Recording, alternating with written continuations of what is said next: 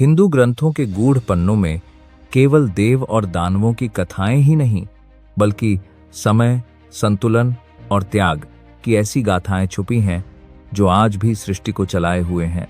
यह कथा है उस क्षण की जब स्वयं काल भी ठिठक गया था। बहुत प्राचीन काल की बात है, जब तीनों लोकों का संतुलन एक अदृश्य स्तंभ पर टिका था। नील अग्नि तत्व, यह न अग्नि थी न विष, बल्कि सृष्टि की वह शक्ति जो विनाश और सृजन के बीच की सीमा को बांधकर रखती थी। परंतु जब देवताओं ने अपने यज्ञों में अहंकार और असुरों ने अपने तप में लालसा भर दी, तो वह स्तंभ डगमगाने लगा। आकाश भारी हो गया, पृथ्वी थर्राने लगी और समुद्र मौन हो गया।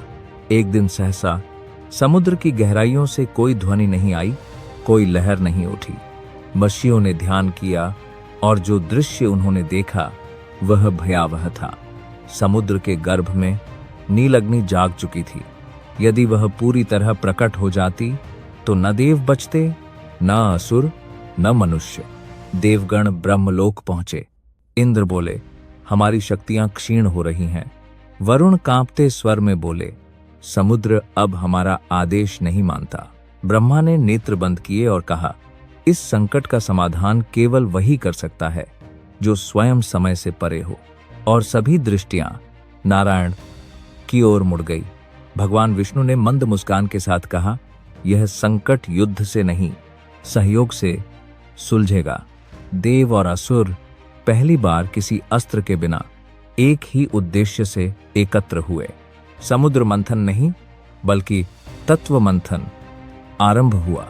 जैसे ही मंथन तेज हुआ, नील अग्नि ने विकराल रूप लिया। वह अग्नि नहीं थी, वह चेतना थी जो पीड़ा को जन्म देती थी। देव भागने लगे, असुर भयभीत हो गए। तभी आकाश गूंजा, रुको, यदि यह शक्ति बाहर आई तो सृष्टि समाप्त हो जाएगी।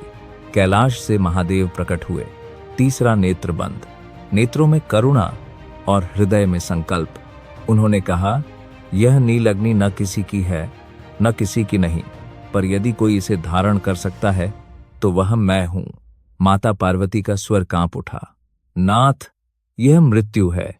महादेव मुस्कुराए, नहीं देवी, यह त्याग है। महादेव ने नील अग्नि को अपने कंठ में समाहित कर लिया। आकाश नीला पड़ गया, दिशाएं स्थिर हो गईं। माता पार्वती ने तुरंत अपने हाथ महादेव के कंठ पर रखे और उस अग्नि को आगे बढ़ने से रोक दिया। उस क्षण शक्ति और शिव एक हो गए। नील अग्नि शांत हो चुकी थी। समुद्र ने पुनः लहरें ली। देवों की शक्ति लौटी, असुरों का अहंकार टूटा और तभी आकाश से वाणी गूंजी, आज से यह युग त्याग को शक्ति मानेगा। महादेव कहलाए। नीलधारी नारद बोले, प्रभु, क्या अब संतुलन स्थायी है? विष्णु मुस्कुराए, जहां शक्ति है वहां परीक्षा भी होगी। लीला समाप्त नहीं होती, केवल रूप बदलती है।